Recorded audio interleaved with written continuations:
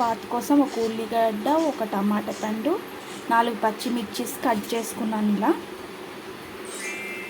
ఇలా కట్ చేసేసుకోవాలి.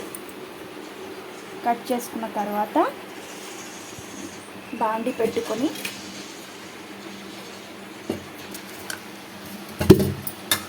2 spoons oil వేసుకోవాలి.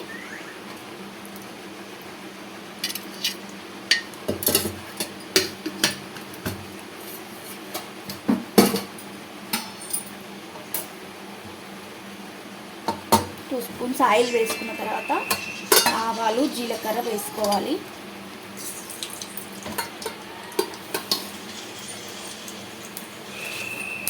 ఆవాలు, జీలకర్ర చిటపటలాడిన తర్వాత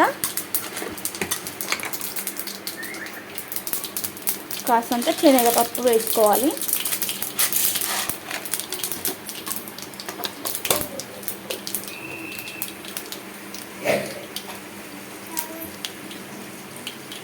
శనగపప్పు కొంచెం కలర్ చేంజ్ అవుతుండగానే ఉల్లిపాయలు వేసుకోవాలి. ఉల్లిపాయల తర్వాత పచ్చిమిరపకాయలు వేసుకోవాలి. ఉల్లిపాయలు, పచ్చిమిరపకాయల తర్వాత కరివేపాకు వేసుకోవాలి.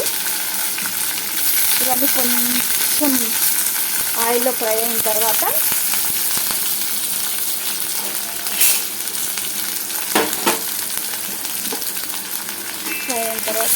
టమాటా పండు వేసుకోవాలి.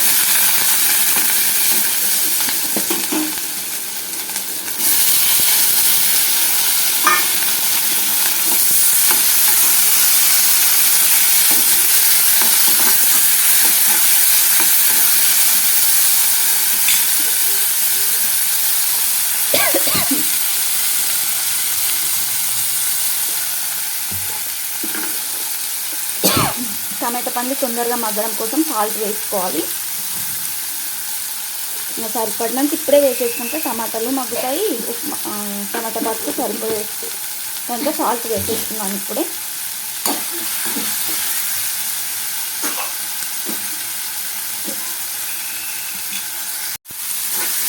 ఇలా మగ్గిపోయాయండి. మగ్గిపోయిన తర్వాత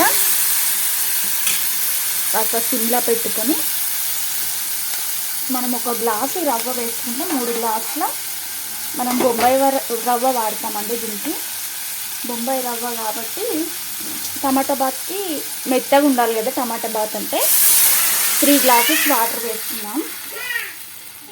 నేను ఒక గ్లాసు బొంబాయి రవ్వ వేసుకుంటాను. బొంబాయి రవ్వని సూజీ రవ్వ అని కూడా అంటారు. సూజీ ఉంటే సూజీ, బొంబాయి రవ్వ అయినా సరిపోతుంది. ఏదైనా ఒకటేనండి, పేర్లే వేరే అంతే.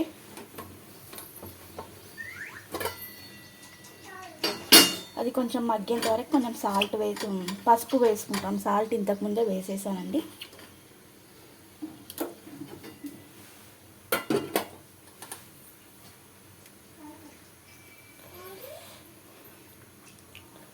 ఇది ఎసురు వచ్చేంత వరకు కొంచెం ప్లేట్ మూసి పెట్టుకుందాం.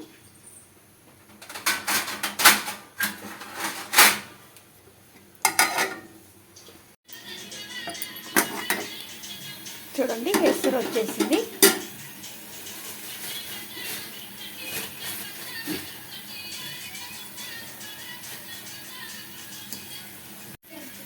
ఇప్పుడు నేను కరెక్ట్గా 1 గ్లాసెస్ సూజీని తీసుకున్నాను.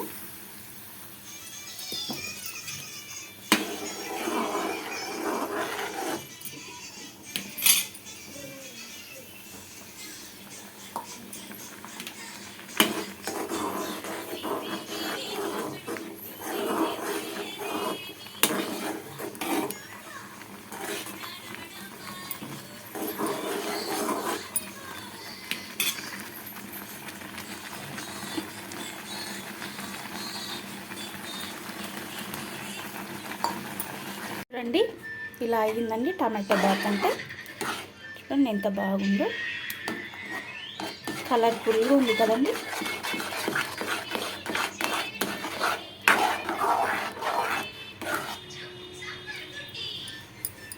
కొంచెం మగ్గనిద్దాం. మగ్గిన తర్వాత స్టవ్ ఆఫ్ చేసేసుకోవడమే.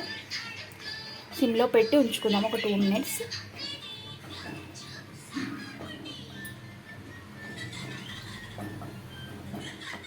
ఇప్పుడు చూడండి